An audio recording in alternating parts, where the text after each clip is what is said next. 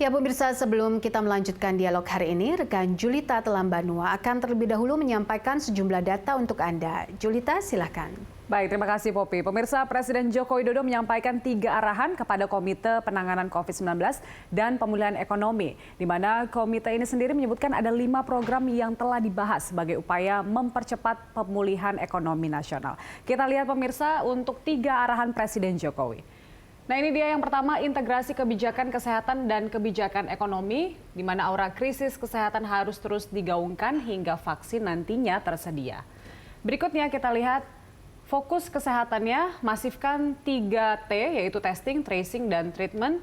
Fokus 8 provinsi yang merupakan zona merah, yaitu DKI Jakarta, Jabar, Jateng, Jatim, Sumut, Sulsel, Kalsel, dan Papua.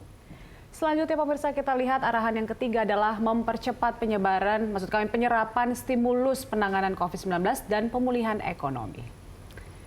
Dan selanjutnya pemirsa, kita lihat apa saja stimulus yang diberikan oleh pemerintah untuk menangani ekonomi di masa pandemi ini.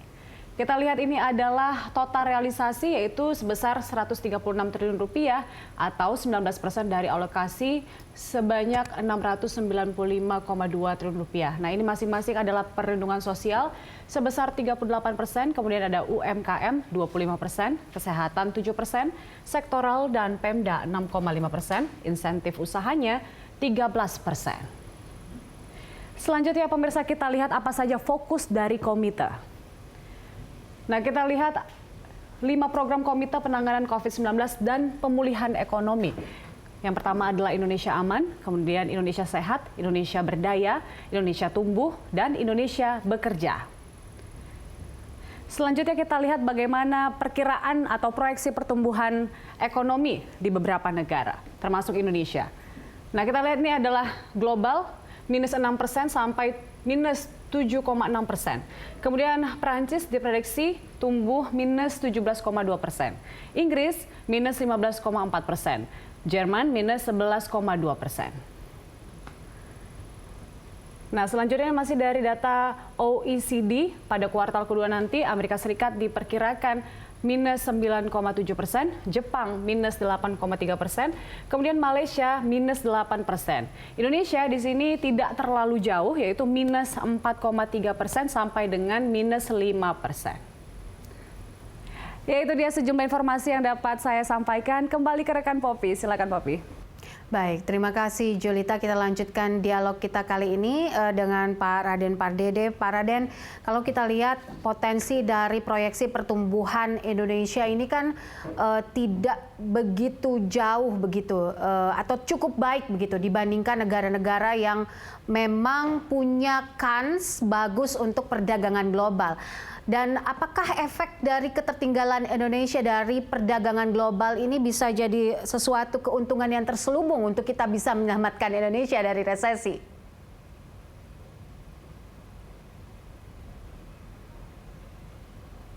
Ya. Baik, kami masih memiliki gangguan audio dengan Pak Raden yang tidak bisa terdengar. Halo. Baik, Pak Raden silakan. Halo. Ya, memang negara-negara yang jumlah penduduknya sangat besar sekali, itu umumnya tingkat ketergantungannya mereka terhadap international trade, global trade itu lebih kecil dari negara-negara yang memang jumlah penduduknya sedikit, ya. Contohnya seperti Singapura atau Malaysia itu, maka di sana itu kalau kita lihat dari sisi nilai perdagangan mereka terhadap PDB itu 100, di atas 100, ada yang sampai 200%. Ya. Nah, dengan demikian Thailand juga seperti itu. Dengan demikian negara-negara seperti itu kalau terjadi pelemahan global seperti yang kita alami sekarang, maka mereka langsung mengalami penurunan yang sangat signifikan. Indonesia sekitar 35% ya total trade kita terhadap PDB, maka dampaknya ke kita tentu seperti yang kami katakan tadi lebih kecil. Dan memang kita itu bisa mengandalkan permintaan dalam negeri, domestic demand katakan. Tapi pada saat terjadi nanti pemulihan global akan sebaliknya juga. ya, seperti yang kita sebutkan tadi, maka kita relatif di dalam pemulihan global. Kalau terjadi nanti pemulihan global yang kami katakan, dampaknya terhadap kita juga akan relatif lebih kecil dibandingkan dengan dampaknya terhadap Singapura dan Malaysia. Intinya adalah negara-negara yang sangat terekspos terhadap perdagangan global ini, maka kalau terjadi gejolak global, mereka akan bergejolak sebagaimana global. Sedangkan negara-negara yang less exposed seperti kita ini, maka variannya itu atau expose kita itu akan lebih kecil sehingga dampaknya terhadap ekonomi kita juga lebih kecil. Kira-kira begitu. Namun demikian, Indonesia tentu tidak boleh berdiam diri, ya, bahwa seperti yang kami sebutkan tadi, kita harus menimbulkan memang supaya domestic demand ini, permintaan dalam negeri ini pulih kembali. Kami sudah katakan tadi bahwa sebetulnya yang kunci di situ adalah bagaimana menimbulkan rasa aman. Menimbulkan rasa aman ini akan menumbuhkan kepercayaan sehingga para konsumen rumah tangga ini bisa belanja kembali. Seperti Mbak Popi, saya pikir sampai sekarang masih kurang belanja kan. Yang sebelumnya misalkan beli tas sekali 2 bulan atau sekali 3 bulan, tentu selama ini banyak ibu-ibu rumah tangga yang tidak belanja seperti itu. Karena kalau dia di rumah, tentu ngapain dia pakaian-pakaian yang bagus-bagus atau beli tas, ya kan, atau juga beli sepatu. Nah, ini yang kita harapkan seperti juga yang tadi disebutkan, bahwa memang rasa aman ini menjadi penting. Rasa aman ini adalah supaya ancaman dari COVID ini kita usahakan bisa dikurangi, ya. Yang tadi kami sebutkan, belum kita elaborasi, sebetulnya yang pertama adalah memang kehidupan baru, boleh dikatakan normal yang baru. Cuman kadang-kala kita mengartikan normal yang baru menjadi normal. Kita ini sebetulnya tidak normal ini. Jadi cara kita berperilaku, menjaga kesehatan kita memang harus berbeda dari yang sebelumnya. Yang disebutkan dengan, tadi disebutkan dengan tes, tracing, dan treat itu. Atau yang kita sebutkan dengan tes, kemudian lacak, dan kemudian isolasi. Dan juga yang 3M, mencuci tangan, kemudian juga pakai masker, kemudian menjaga jarak. Ini adalah bukan kehidupan yang normal, dan kita harus menyadari itu. Kami juga menyadari bahwa hal ini, ketidakpastian ini akan berlangsung minimum sampai tahun depan. Ya, minimum sampai tahun depan, sampai vaksin ini bisa ditemukan. Jadi kita sadar akan hal ini, itu sebabnya di dalam pemikiran komite, dan itu sudah disampaikan kepada Presiden, ini memang multi years. Nggak bisa kita hanya punya program 1 tahun atau 6 bulan. Ini yang mungkin yang menjadi kesalahan dari banyak pihak di dunia ini. Kita pikir bahwa dalam 1 tahun ini selesai masalah. Tidak. Ini adalah satu peperangan, kalau boleh saya katakan, fight, untuk sampai dengan 2-3 tahun ke depan. Dan kita sadar akan itu.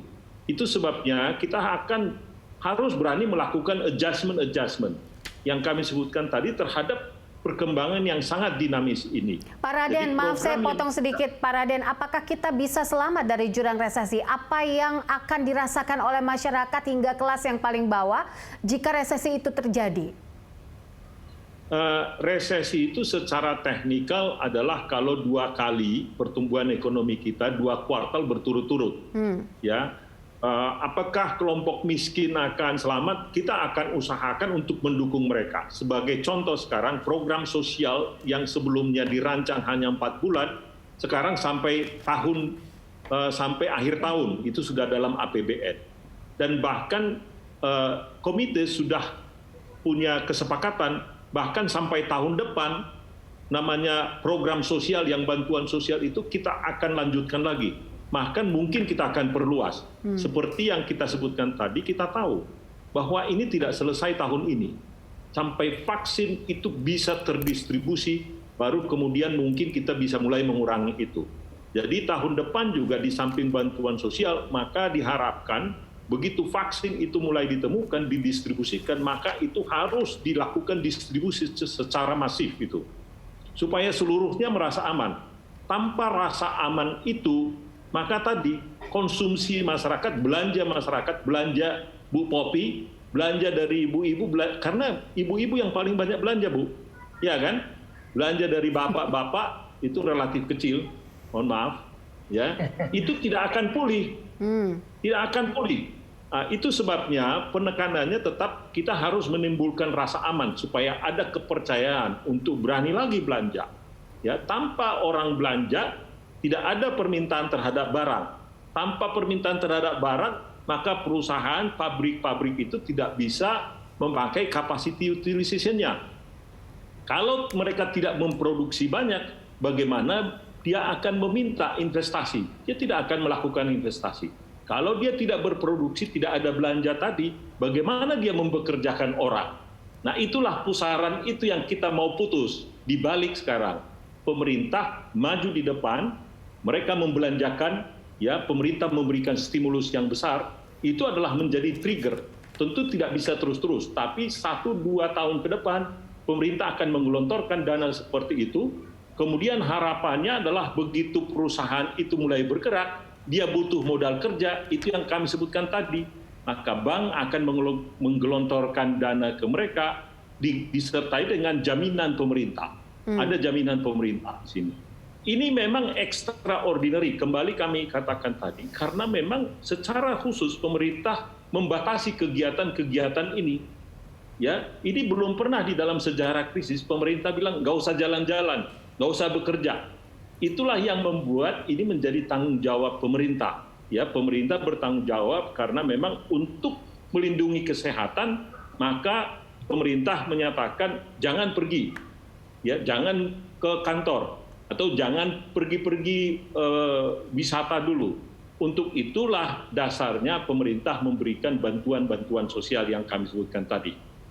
Oke, baik. Saya ada pertanyaan 2 sebenarnya ke Mas Akbar. Mungkin ini bisa dielaborasi kalau kita lihat sejarah dari misalnya shelter in place atau karantina wilayah di beberapa wilayah, di beberapa negara di dunia. Misalnya kita lihat PDB kuartal 1 2020 Tiongkok, ini ada lockdown, mereka minus 6,8% misalnya, atau Korsel yang minus 1,3% karena menjalankan protokol ketat, ataupun Indonesia yang minusnya 3% begitu dengan PSBB. Apakah kebijakan yang dilakukan oleh pemerintah Indonesia ini saat ini sudah tepat? Itu yang pertama.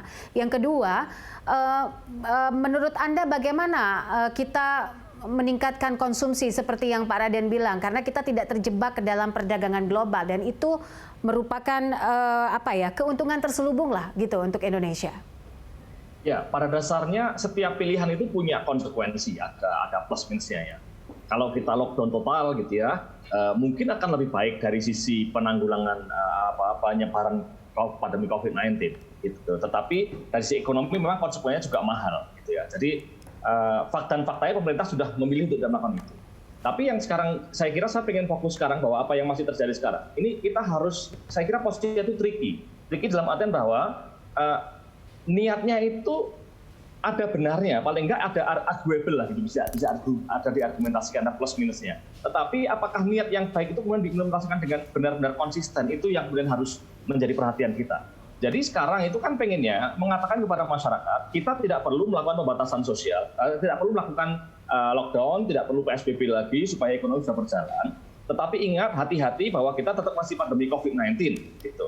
Nah, pesan hati-hati bahwa kita masih pandemi COVID-19 ini menurut saya kurang kencang. Gitu.